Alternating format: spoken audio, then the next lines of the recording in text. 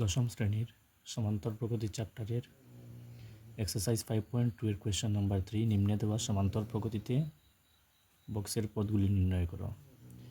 যার প্রথম প্রশ্নটি হচ্ছে 2, তারপরের যে পদ সেটি রয়েছে অজানা এবং তারপরের পদটি রয়েছে 26। আমাদেরকে সেই অজানা অর্থাৎ বক্সের যে খালি পদ যেটা সেটি আমাদেরকে খালি বক্সে থাকা পদটা নির্ণয় করতে হবে, যেটি হচ্ছে এখানে দ্বিতীয় পদ। এখানে প্রথম পদ হিসেবে রয়েছে, প্রথম পদকে আমরা লিখে নিব a1, যেটি হচ্ছে 2। ডি আমাদের জানা নেই, কিন্তু তৃতীয় পদ এখানে রয়েছে 26, তো a3কে আমরা লিখে নেব 26। এখন আমরা জানি যে an is equal to a plus n minus 1 into D. যদি nth টার্ম, তার ফর্মুলাটি হচ্ছে a plus n minus 1 into D. তো এখানে তৃতীয় পদ অর্থাৎ আমাদেরকে a3 যেটি, সেই a3কে আমরা লিখে নেব a plus 3 minus 1 2 into D. এ3 জায়গায় বসিয়ে নেব 26, এর জায়গায় বসিয়ে নেব অর্থাৎ এ এবং a1 একই, বসিয়ে নেব 2 প্লাস 2d। ডি আমাদের জানা নেই, প্রথমে আমাদেরকে ডি বাহির করতে হবে। তো 26 এখান থেকে 2 এদিকে আসে, মাইনাস হয়ে যাবে -2, এবং এখানে থাকবে শুধু 2d। 26 - 2 আমাদের হবে 24, এখানে হবে 2d। 2 দিয়ে আমরা 24 কেটে নেব 12 Times, 12 is equal to D. তো আমরা ডি এর মান পেয়ে গেলাম 12। এখন আমরা এই দ্বিতীয় পদটিকে বাহির করব। দ্বিতীয় পদটি হচ্ছে a2। তো এখানে an is equal to a plus n minus 1 into D, অর্থাৎ এখানে n থাকলে n মাইনাস 1 ইন্টু ডি হয়, ডি এর সামনে হয় n মাইনাস 1। তো এখানে 2 থাকার জন্য আমাদের প্রথমটি হবে a, তারপরে 2 মাইনাস 1 দ্যাট ইজ 1, তারপরে ডি 1 ইন্টু ডি অর্থাৎ ডি। তো আমাদের a হচ্ছে 2 প্লাস ডি, এখানে রয়েছে ডি 12। তো 12 প্লাস 2 দ্যাট ইজ 14। তো আমাদের এই খালি বক্স যেটি সেটি হবে 14।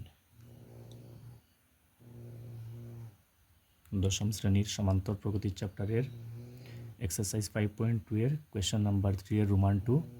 এখানে রয়েছে যে প্রথম পদ একটি সমান্তর প্রগতির, আমরা এখানে রয়েছে প্রথম পদ অজানা, তারপরে দ্বিতীয় পদটি রয়েছে 13, তৃতীয় পদটি আবার অজানা এবং চতুর্থ পদটি রয়েছে 3। তো আমাদেরকে এই প্রথম পদ এবং তৃতীয় পদটি বাহির করতে হবে। তো এখানে দ্বিতীয় পদ রয়েছে অর্থাৎ a2 রয়েছে 13।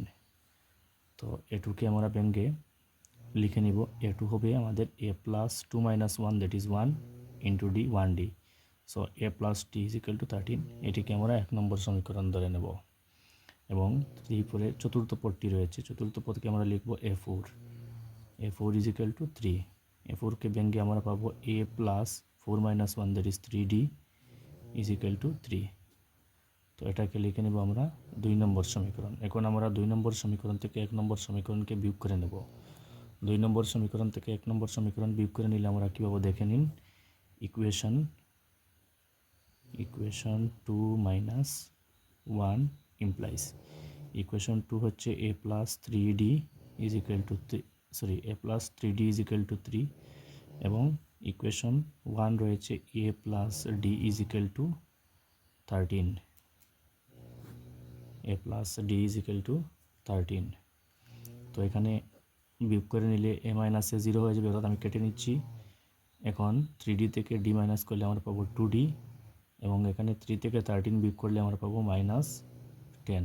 তো 2 দিয়ে 10 কেটে নিলে 5 থাকবে, তো আমাদের d বেরিয়ে আসছে -5। এখন আমরা কি নির্ণয় করতে হবে, প্রথম পদ। তো আমাদের প্রথম পদটির জন্য আমাদেরকে a নির্ণয় করতে হবে। তো আমরা এখন এ বাহির করব। তো ইকুয়েশন 1 থেকে আমরা এ বাহির করে নেব। ইকুয়েশন 1 ইমপ্লাইজ ইকুয়েশন 1 এ রয়েছে a plus D equal to 13। তো আমরা এ বাহির করতে হবে a প্লাস ডি এর মান -5 ইজ ইকুয়াল টু 13।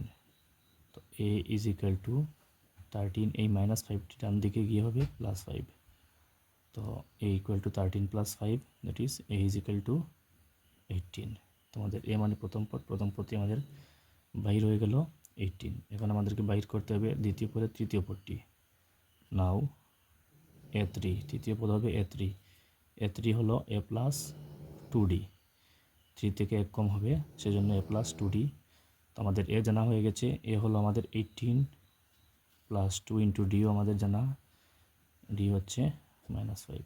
তো 18 প্লাস এবং -5 মিলে, প্লাস এবং মাইনাস মিলে -2 ইন্টু 5 10। তো 18 - 10 আমাদের হয়ে যাবে 8। তো আমাদের তৃতীয় পদটি বাহির হয়ে আসছে 8।